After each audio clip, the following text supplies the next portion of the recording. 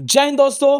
अब जो भारत को नजरअंदाज करेगा उसे उसकी कीमत चुकानी पड़ेगी। ये कोई फिल्मी डायलॉग नहीं है दोस्तों, ये चेतावनी है भारत सरकार की, सीधे वो भी डॉक्टर एस जयशंकर जी के द्वारा। नाम किसी का नहीं लिया गया है, लेकिन निशाना हर उस देश पर है जो भारत से खेलने की सोच रहा है।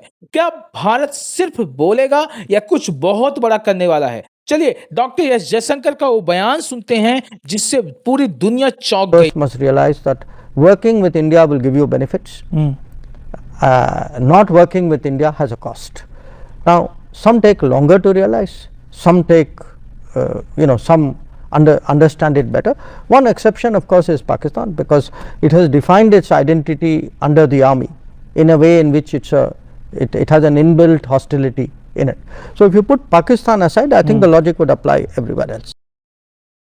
उन्होंने बोला there will be a cost to not engaging with India, यानी कोई भी देश अब भारत को नजरअंदाज नहीं कर सकता है। दोस्तों ये सिर्फ डिप्लोमेटिक भाषा नहीं थी, एक साफ सीधा और कठोर संदेश जिसके लिए डॉक्टर एस जयशंकर जाने जाते हैं। इंपॉर्टेंट बात यह है इस संदेश में दोस्तों, उन्होंने किसी देश का नाम नहीं लिया है, लेकिन हर देश जानता है बात उसी के लिए कही गई है।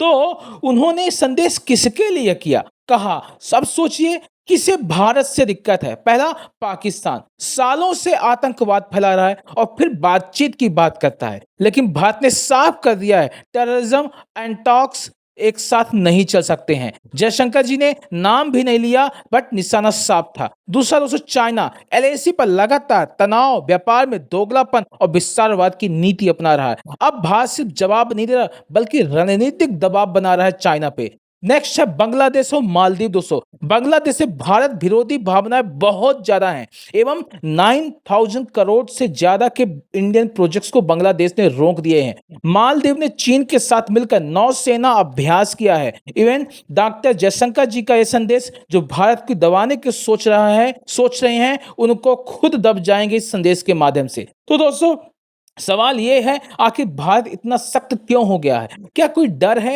या कोई गुप्त रणनीति शुरू हो चुकी है? क्योंकि भारत अब बदल चुका है, हम दुनिया की फोर्थ सबसे बड़ी अर्थव्यवस्था बन चुके हैं मित्रों। हमारी सेनाएं, टेक्नोलॉजी और डिप्लोमेसी अब पूरी दुनिया सुनती है। इवन इसरो हो, डिजिटल इंडिया, डिफेंस एक्सपोर्ट, हर सेक्टर में भारत आत्मनिर्भर बन रहा है और बन चुका है दोस्तों।